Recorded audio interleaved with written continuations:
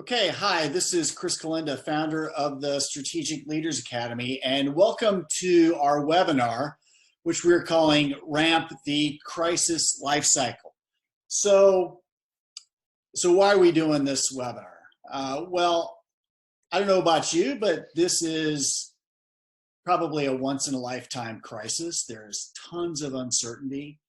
You've got limited data and governments and people are making decisions based on very limited data. And quite frankly, people are at a loss of what to do. So we've got these twin threats, coronavirus, economic shutdown, that is creating dilemmas for business leaders, for governments that we probably haven't seen since the Great Depression.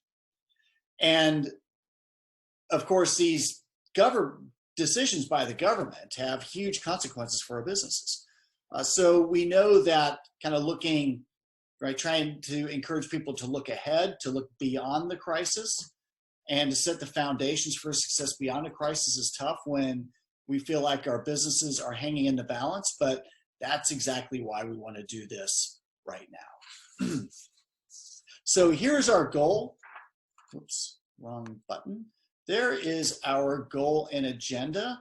So we'll just pause and let people take a look at that for a second.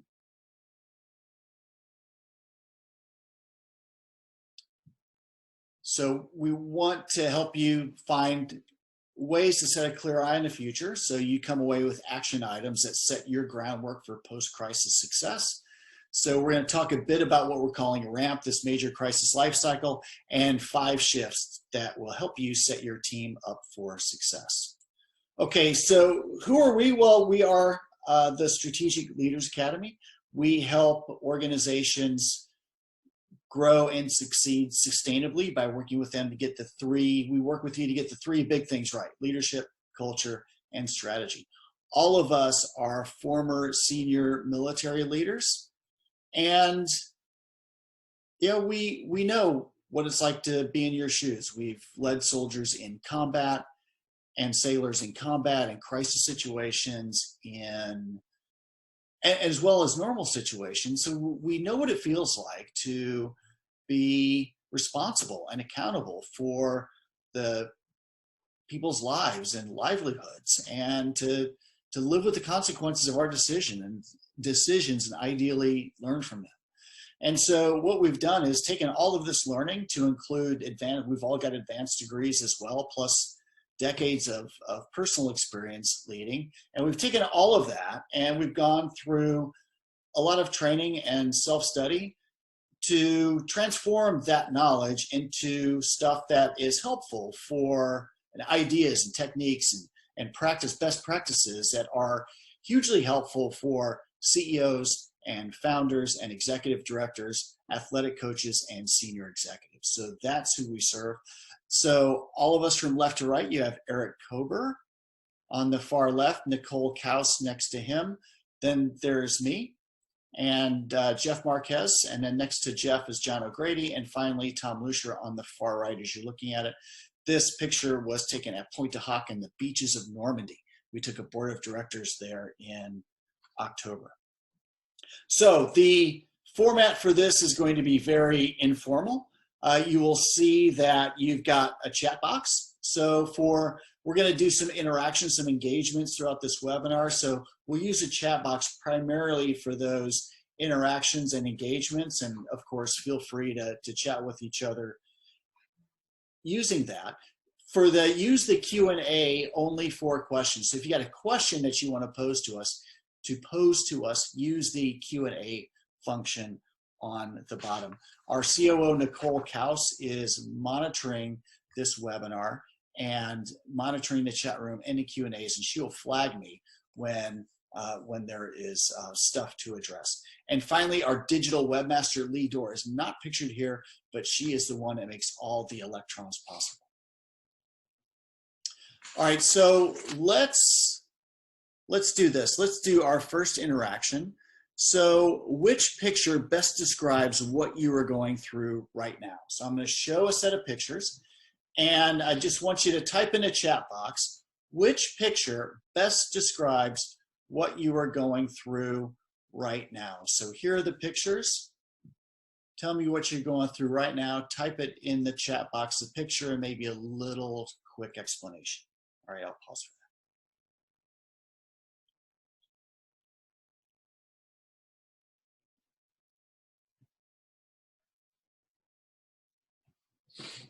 Okay, we've got some stuff coming in the chat box. I've got somebody upper middle with the curly Q. Like I feel like I'm going in circles. Okay, yeah, awesome. All right, on the far right, somebody's got the big thumb. Like I feel like somebody has smashed my thumb with a sledgehammer. Okay, then there's in the right hand side, upper right, the storm cloud. So I feel like the storm, that we're in the middle of a storm, kind of a perfect storm. So all of these are really fascinating responses and exactly why we're doing this today. Okay, awesome. All right, so part of the reason why we are talking about looking forward is, look, there's a lot of people who are giving you a lot of great information about how you manage a crisis, how you deal in crisis mode.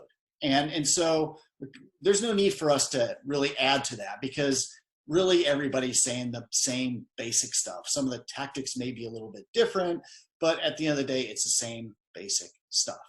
So we thought our value would be, hey, let's help you look beyond the crisis. It's kind of like the pothole principle. So if you're riding a bike down the road and you're coming towards that pothole at the bottom of the screen, where should you look? So if you stare at the pothole, whether you're riding a bike or a skateboard or you're driving a car, if you stare at that pothole, you know exactly where you're going to end up. You're going to end up right in the pothole. But if you focus your attention on where you want to go, then you will make your way around the pothole and continue on your journey safely without smashing into it. And that's what we're all about today. And this brings us to what we're calling RAMP. So the major crisis life cycle, and RAMP stands for the 4 phases of that major crisis life cycle. So react, adjust, manage, and prosper. So the white line represents the major stages of a crisis that governments go through. So think white line is government, and it's the mass collection of decisions of millions of people that all create this single white line. Now, we can't control the white line. So this is what governments are involved in doing. So when a crisis begins, the first thing to do is react. And they're reacting based on limited data. So invariably, they are engaged in massive interventions, right? They are carpet bombing with $2 trillion stimulus packages, lockdowns, all sorts of guides, daily briefings, all of these different things designed to help deal with the crisis that they know nothing about. And so you tend to have a lot of worst case scenarios and a lot of massive interventions. So these massive interventions, it's all the right thing to do because you're operating off limited data. You got to protect people's lives. But over time, you start getting better data. And as more data comes in, then instead of making massive adjustments and massive reactions, you can start making the fine-tuning adjustments. And this is the adjust phase, when you're doing the fine-tuning. And once the fine-tuning is done, then you begin to get yourself into a new normal. So you're in this you're managing this new normal. So this new normal is probably going to look different than the old normal. I don't know that we're going to turn the clock back to December of 2019 or the fall of 2019. New normal is probably going to look different rules, different expectations, different regulations, different laws. And these are all going to affect our businesses. And then finally, there's the prosper phase. As millions and millions of people adapt and governments adapt, then people can, into the new norm, we can move on and begin to prosper. So the white line is beyond our control, but what's in our control is is our own ramp lines. So here's the challenge. If you're looking at the pothole, if you're fixated on the pothole, if you're fixated on the crisis, chances are you're going to miss the adjust and manage, or you're going to adapt too late. So this yellow line represents the late adapters. So the late adapters fixate on the crisis. They don't see the adjustments coming. They don't anticipate the new normal and begin to adapt to it early enough. And so by the time they recognize that there's a new normal, they've got to innovate, or they've got to change their business model, or some part of their organization, because they're late, it's going to require some massive intervention of capital. It may require government bailouts, and it's just going to be a very expensive leap to get from the yellow line up to the white line. So think GM after the financial crisis in 2008, massive bailout, late adapter. Ford, early adapter. The red line represents those who just adapt too late or don't adapt at all. So they run right smack into the pothole, and they can never make the leap. And so those businesses fail. So think about Washington Mutual Bank, the biggest bank failure in American history during the financial crisis. 1.8 million small businesses failed in the wake of the financial crisis. They could not adapt. And so what you need to do, and what we're encouraging everybody to do, is while you're managing the crisis, put a trained eye on the future and begin to anticipate what that new normal looks like, and then set the foundations for your business to thrive in that new normal. When you do that, you follow the green line. You're an early adapter. You follow the green line, and so your leap to the white line is very smart. You're going to be able to make these adjustments to your business model, or these innovations, on time, in sync, and you're going to thrive much more quickly. So that is the ramp, the major crisis life cycle. And when we look at major crises, what we were talking about are those that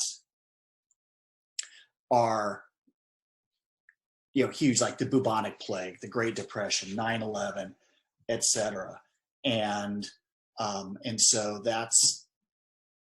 those are the ones that are beyond our control. Now, that's different than an internal crisis. An internal crisis is something with the outcomes we control entirely. So solving a crisis is under our control within an internal crisis. Major crisis, solving the problem outside of our control, major effect on the business. Okay, so I'm going to pause there for any questions about the major crisis life cycle.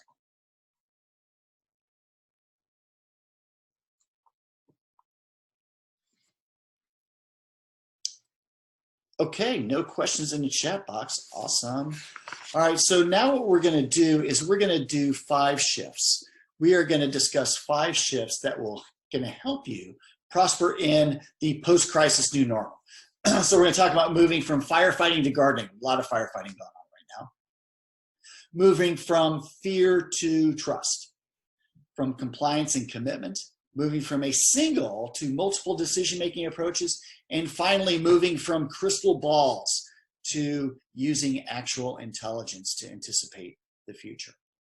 Okay, so those are our 5 shifts that we're going to discuss. We're going to drill down on each. And so I am going to hand over to Tom Lucier, who's going to talk about firefighting to gardening. Take it away, Tom. Thanks, Chris. Hey, we all know that leading during a crisis puts high demands on a leader. Time management is a priority since the leader's capacity to think and make decisions is not limitless. It can devolve into firefighting, requiring a leader's full attention in the react phase of the ramp model to the fires caused by the crisis, when optimally, he or she should also be looking longer term to the adapt and manage phases to find the organization's new normal or seek emerging opportunities for growth in the altered landscape akin to gardening. Next slide, please, Chris. A simple representation of this crisis leadership challenge is the bucket, a pile of sand, and a pile of rocks. The bucket represents the leader's capacity to think and make decisions. The sand represents a large number of small, less important tasks, while the rocks represent big, important tasks and decisions. If you pour all the sand into the bucket first, it'll fill the bucket pretty full, not leaving enough space for all the big rocks. But if you put the rocks into the bucket first, then pour the sand over them, you'll get all the rocks and most of the sand in the bucket as it fills the space between the rocks. The analogy, of course, is to attack the big tasks and decisions first to make the most of your limited bandwidth as a leader. Next slide, please. A simple quad chart shows the concept in more detail. Quadrant 1 represents urgent and important tasks. Quadrant 2 represents non-urgent but important tasks. Quadrant 3 shows non-urgent, non-important tasks. And Quadrant 4 represents urgent but unimportant tasks. If you find yourself stuck in Quadrant 1 due to the pace of crisis operations, you are firefighting. All of your attention is on reacting to the here and now. But you need to find some time to work in Quadrant 2, adjusting and managing, aka gardening, paying attention to opportunities in your organization's new normal in order to grow sustainably in the long run. Tasks in Quadrant 4, urgent but less important, should be delegated. And if you find any tasks in Quadrant 3, not urgent and not important, they should be eliminated. General Dwight Eisenhower used a similar theory to guide how he organized his workload. The Eisenhower Principle describes Ike's insight that we should throw away all those to-do lists we spend time updating every day and instead concentrate on doing what's important. By definition, only work that helps us achieve our immediate and long-term goals is important. Ike was a willing firefighter, but a determined gardener. Since he masterminded the successful D-Day landings at Normandy, this principle is a good one to follow. A great way to put this into practice today, if you're stuck in firefighting mode, is to delegate some of the firefighting tasks to a trusted assistant or deputy, so you can spend more time on gardening tasks. If that's impossible, you might try empowering some junior leaders or middle managers to form a mid to long-term planning group so they can tackle the gardening tasks. Yeah, there's risk involved in any approach, but the payoff would be great if those middle managers flourish, both for your organization and their personal development. Back to you, Chris. All right, thanks, Tom. So here's a question for the audience. What are some of your top tips for helping people, helping leaders, or for yourself, staying focused on Quadrant 2 and not getting sucked into Quadrant 1, 3, or 4 tasks? So go ahead and type in the chat room, what are your best tips for focusing on Quadrant 2?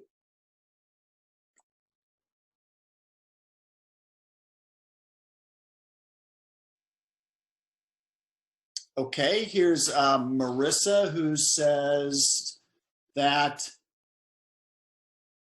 delegate Quadrant 4. So identify Quadrant 4 kind of tasks. So they may be unimportant to you as the senior leader, but they're probably important to somebody else. So delegate those things that can be done by others, so you carve out time for Quadrant 2. And Brian says, hey, actually identify what your Quadrant 2 tasks are. What are those important non-urgent tasks? And dedicate time on your calendar for those. Great comment, Brian, and also Marissa. Thank you very much. Okay, so we're gonna pause for just a minute, see if there's any more in the chat or any questions before we move on to the next shift.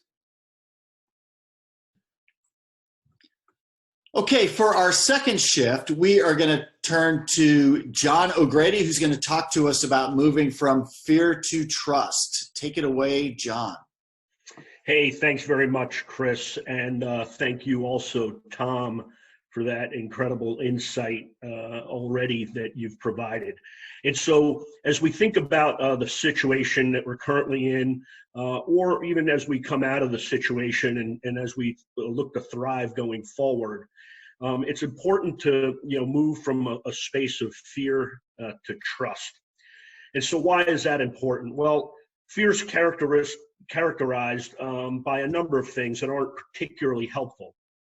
Natural and normal in a situation like this, but nonetheless not helpful. And what are some of those things? Well, there's a narrowing of our mental aperture, so to speak, on an individual level as well as an organizational level. Healthy stress levels very quickly can start moving toward distress. So you're moving from stress to distress, also not good. There tends to be a paralysis that sets in, the fear of even doing anything for fear of making the situation worse, again, on an individual basis and on an organizational basis. And that is really not helpful as well in any situation, clearly in a crisis situation, as things tend to be accelerated. And so trust, on the opposite, well, trust helps to open our mental apertures. We're open to possibilities the more we have a level of trust. And it helps not only us see the opportunities, but it helps those that we work with, those that we lead, see opportunities. And a clear principle of a crisis is there is not a singular solution, right? And so, you want to be in a collaborative environment where everybody is seeing opportunities to the maximum extent possible. It also provides a great sense of psychological safety. And I think clearly in moments like this, there are a lot of people who are under a lot of psychological stress. They don't necessarily feel safe, either personally or safe for their families or their ability to provide for their families, or leaders of organizations to be able to keep the organization together and not have to fire people. And so a high level of trust is directly correlated to a high level of psychological safety. And then lastly, trust serves as an incredible inoculant, right? Especially when bad things happen, and bad things do happen to good people and to good organizations, sometimes things that are completely out of their control. But those that have a high level of trust are able to absorb those shocks to the system, and then they have a shorter and faster bounce back time to either that new normal or seizing new opportunities. And look, if you don't believe me, that's okay, because you may not trust me yet, right? But the Harvard Business Review published a great article, The Neuroscience of Trust, and Google did a 10-year study called the Aristotle Project. And here's some interesting things that they found. Compared with people at low trust organizations, people at high trust organizations report the following: 74% less stress, 106% more energy, 50% higher productivity, 13% fewer sick days, 76% more employee engagement, which we all know directly correlates to higher employee retention, 29% more employee satisfaction, and 40% less burnout. And clearly all of those percentages can translate to the clients that your employees interact with on a routine basis. And so that's pretty powerful. And so clearly there is a return on investment to cultivating a culture of trust. And so how do we go about doing that? And Chris, if you would go ahead and build out that slide. And so here's one of the ways in which we can do this. This is just one part of a overall trust framework, something that I developed over my 30 years in the military. I refined, I brought into Afghanistan as well with the 500-person organization that I led there over a very distributed geographic area, not unlike you may find yourself now, where a lot of my middle managers, as an example, were hundreds of kilometers away from me, 50 kilometers away from me at different points in times, out operating in a very complex, chaotic, and at times crisis environment. And so this one part is what I refer to as kind of the trust equation. And so what it does is it unpacks trust so that first we all have a common framework within the organization of what trust is. And you see my equation there.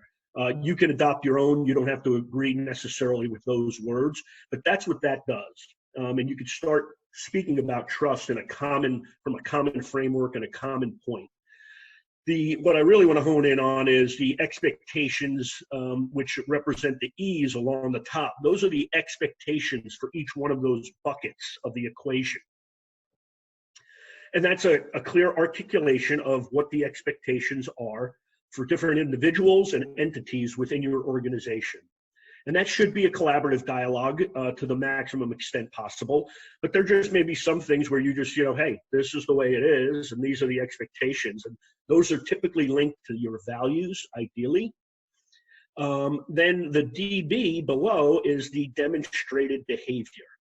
And really then what you can start to do is you, on a routine, day-to-day basis, with every single human interaction that occurs inside your organization and outside of your organization, you could start looking at the demonstrated behavior. And if the demonstrated behavior is greater than or equal to your expectations, then you are in a space where you are cultivating trust with intention and purpose. And that's critical. And very, just as important, if not more important, is when DB does not, in your perception, equal expectations, or is it less than, then you have to enter the conversation from a very healthy standpoint of curiosity. It cannot be from a judgmental standpoint. And that's a critical component too. Lastly, on the bottom, you see the spectrum. And so it identifies clearly that trust does run along a spectrum, not to suggest that it can't be irrevocably broken, but trust, ideally you want to get it and keep it in that high space. That's where your best performing organizations are. That's where your people are going to perform at their highest. And so I'll turn it over now back to Chris, and look forward to any of your questions or comments in the chat room. Thank you. Awesome, John. That is terrific. And we'll pause a few seconds for questions about culture archetypes, and helping us move from compliance to commitment is Jeff Marquez. So take it away, Jeff. Thank you, Chris. And John, I got to tell you, brother, that equation is such a powerful way to make trust organic to an organization, where it doesn't become a byproduct of periodic counselings or annual appraisals. It becomes part of your daily conversations. And speaking of daily conversations, I'm sure everyone's talking about culture now, right? In the throes of this crisis. And while in the middle of a crisis may not be the best time to create a culture, you can bet that it's revealing itself. And so now is absolutely a great time to measure your level of commitment and the level of commitment of your employees, as shown on that east-west line there, as well as the strength of your common good, made up of the elements over on the left part of the chart and along the north-south axis. So if you have a well-defined common good and a low level of commitment, you're operating in what we call a compliant culture, where coercion is used to gain the desired behavior. It's a carrot and stick approach. Think a sales-oriented business. And while there are guideposts to orient, folks just haven't bought in. It could be an issue of trust, perhaps respect. And as you can imagine, it requires intensive supervision that limits the leader's time to conduct strategic thinking and development. Now, if you have a poorly defined common good with a low level of commitment, you're operating in a chaotic culture, characterized by toxic and dominant behavior. And it's usually the office alphas who are running things. Think Uber, whose valuation in 2016 was $70 billion. But examples of toxic leadership and questionable business practices began to emerge in 2017. And that resulted in the firing of the CEO and co-founder, and Uber suffered a valuation loss of $20 billion. In a chaotic culture, there's no trust, there's no respect, there's often no empathy. And when things start going bad, people will scurry for self-preservation. Now, if you have a poorly defined common good, but a high level of commitment, you're operating in a contingent culture, where teammates typically have great chemistry. Think of an entity where the founder and original employees are still around. They rally around an informal, undefined common good. They have an implicit understanding of what's important. But with growth and changes in people, that implicit common good begins to fade. And with that may go trust. And if they're not careful, they may slide into the chaotic. And finally, if you have a high level of commitment and a well-defined common good, you're operating in an empowered culture where there's a high degree of trust. Leaders can think and act strategically. Why? Because their core, their middle management, the heart and soul of their organization is strong. They have their guidepost and they have a green light to make decisions, knowing that they have the trust and support of their leadership. So, where are you? Where do you want to be?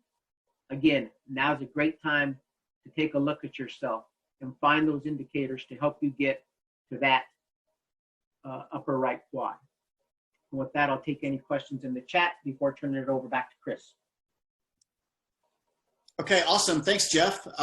Yeah, high degree of commitment to a well-defined common good is critical and creates an empowered culture. So, question for the group is, what are your best tips for building commitment to the common good? So for everybody, all participants into the chat room, what are your best tips for building commitment to your common good? I'll pause for that.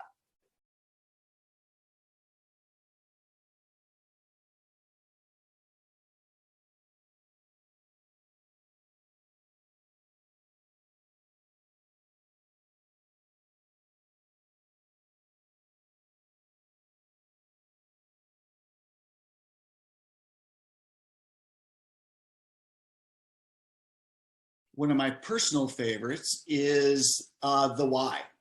So making sure that people understand the why behind the what and the how. Okay, we got a couple more in the chat room. Yeah, Marissa says that she's had to shift this culture in her organization. She's found it helpful by being extremely transparent and collaborative as we build something. Awesome. Marissa, transparency and accountability been absolutely essential in rebuilding her own culture. Way to go.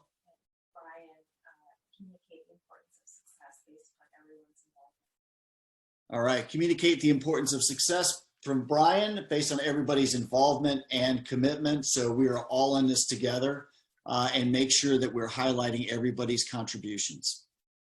Great. Okay, so this is going to take us to shift number 4, which is moving from a single to multiple decision-making approaches. So a great way to reinforce commitment to the common good is to widen the aperture on decision-making. So when there's commitment to the common good, you can empower people without creating chaos. Of course, if you empower people that are not committed to your common good, they may be making decisions for all sorts of reasons, to include self-interest. But if they know, they've got demonstrated commitment to the common good, you've got confidence that they're going to make decisions that are in the best interest of your organization. And that is the key to empowerment. So look, most people value autonomy. We value control over the outcomes of our work. And we find time and again that people who don't feel control over the outcomes of their work will empower themselves by doing bureaucratic things. They'll empower themselves by slow rolling, by saying no, by being difficult. And of course, this just damages productivity. So we can all boost autonomy by creating decision space for our subordinates, so they know what sort of issues and when they can decide, and when they need to kick things upstairs to you. So this is going to increase the quality of your decisions and also the pace of your decision action cycles, which are going to be key as we start adapting to the new normal that's going to emerge here over time. So here's a way to frame different approaches to decision making. So you have buy-in on the north-south axis. So at the bottom you have you need buy-in. Or I'm sorry, at the southern part, you already have buy-in. And up north, you need buy-in for a particular decision or issue. And time is on the east-west axis. So if you're in a situation where you have limited time to make a decision and you've already got buy-in from the organization, then you can use an autocratic model. And autocratic doesn't mean dictatorial. I mean it in the ancient Greek term of single decision maker. So autocratic model, you simply make the decision, move on because you got limited time, you already got buy-in for the organization. Now, if you also are under a time crunch, but you need buy-in for the decision, so you get quality implementation, then a collaborative approach can be useful. So in this approach, you gain input and feedback from your team. You then make the decision based on that input and feedback. But the key point of this is to also let your team know how important their input and feedback was in helping you make the decision. So they're going to feel a greater sense of ownership. Now, if you still need buy-in, but you got longer time to make the decision, then you can use an enabling approach, which is, hey, let your subordinates, let your team get together and deliberate and decide what the best recommendation is, or maybe just make the decision themselves.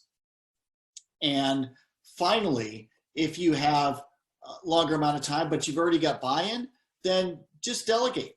Delegate the decision to a subordinate and crack on. So one of the lessons that we take from this is from T.E. Lawrence, Lawrence of Arabia said, it's better that they do something adequately than we try to do it perfectly for them. And what he's talking about is ownership and buy-in. When people own the problem and own the solution, they're going to make sure that that solution works. Even if you might have a better idea, it's more powerful in their hands if they're the ones that are going to make it work. Okay, great way to put this into practice today. Have your direct reports recommend the parameters of their decision space to you. Discuss that together and set some ground rules for those decisions. And then coach them. You're going to find that some of your direct reports are reluctant to make decisions because they fear you're going to throw them under the bus. Others are going to make bad decisions, but that's okay. Let them do that when the stakes are low with the decision space you've carved out for them. Coach them, and they will rise to the occasion. Okay, so question for the audience. What are some of your best practices for decentralizing decision-making? So in the chat room again, what are some of your best practices for decentralizing decision-making? I'll pause there.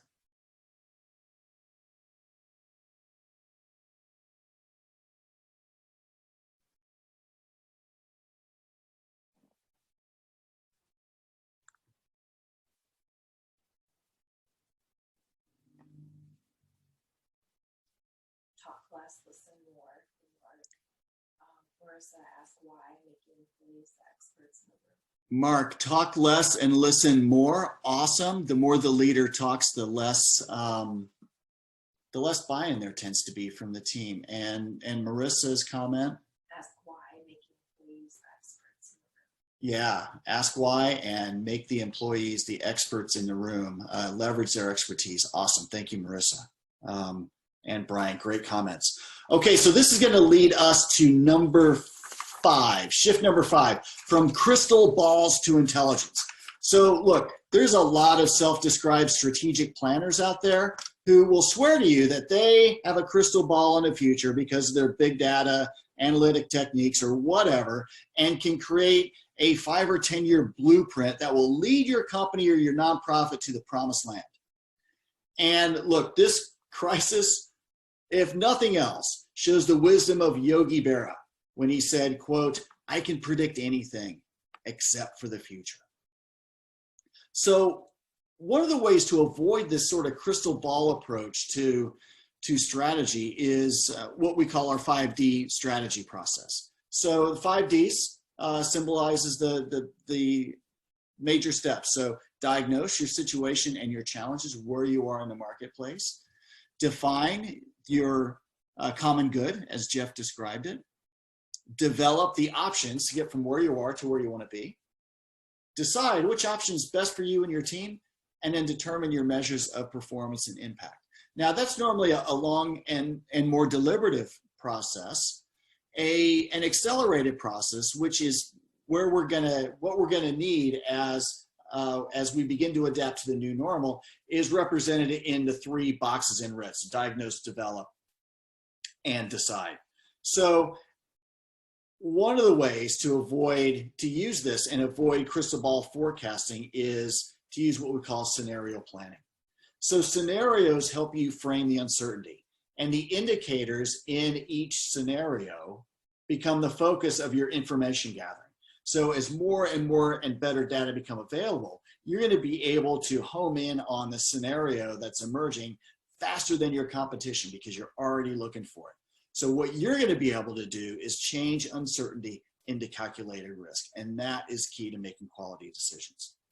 So let's talk about ways to do scenario framing, and a great way is just to use different variables to frame scenarios. So in this case, we're using some very broad framing. So, social participation and economic support, very broadly framed. So north-south is social, east-west is economic.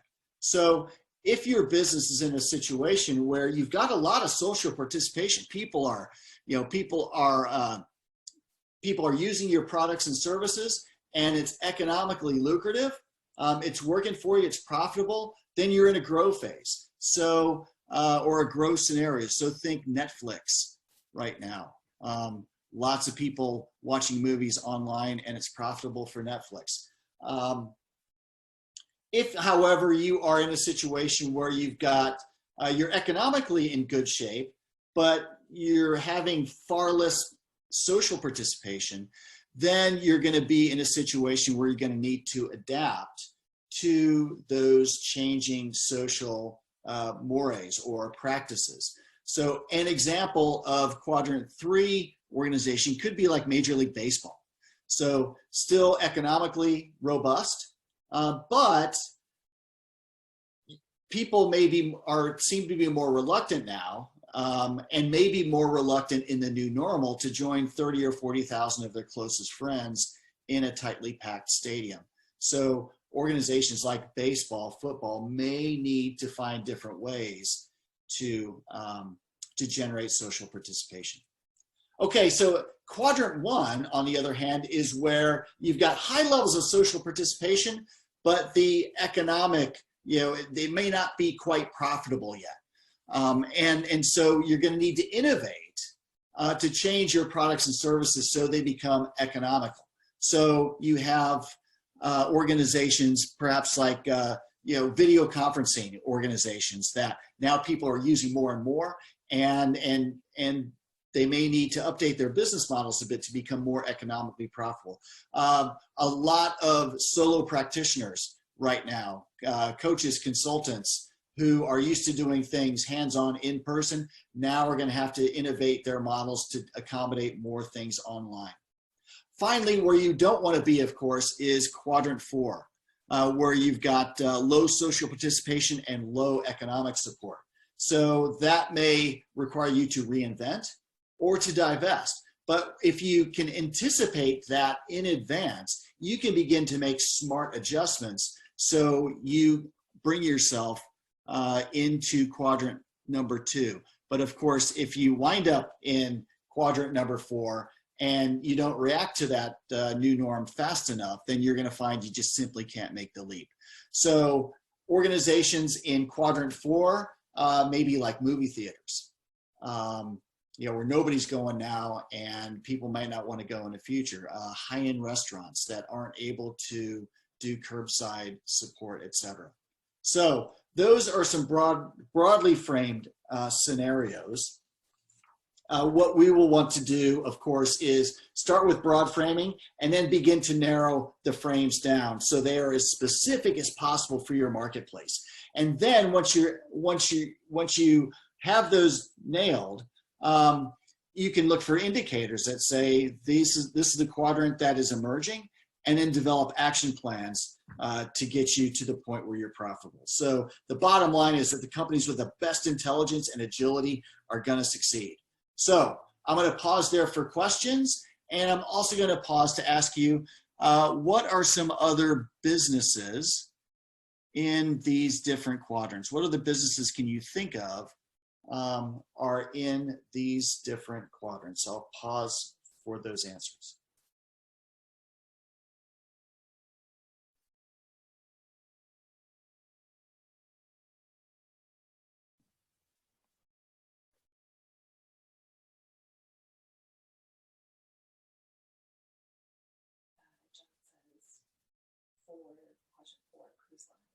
Cruise lines, great, yeah, great observation, John. Spending a week with trapped in a boat with 1,000 of your closest friends might be a challenge. Great. What else we got?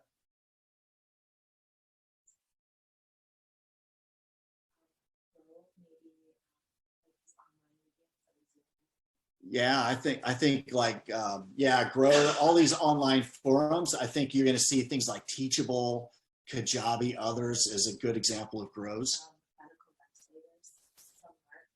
There you go, Mark. Yeah, yeah. Pharmaceuticals, people making ventilators, great observation, Mark. Okay, so that was, those are all great examples. So what we've talked about today were 5 shifts to prosper in a post-crisis new normal. These are the 5.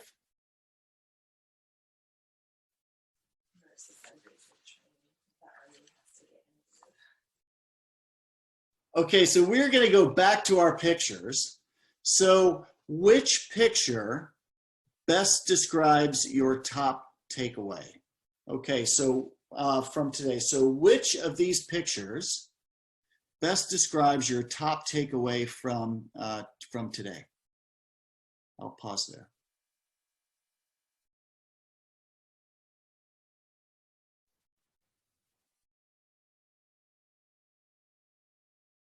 Brian says the checklist. All right, Brian's got the checklist. Mark, interlocking circles. Mark, interlocking circles. All right. Everything's interconnected.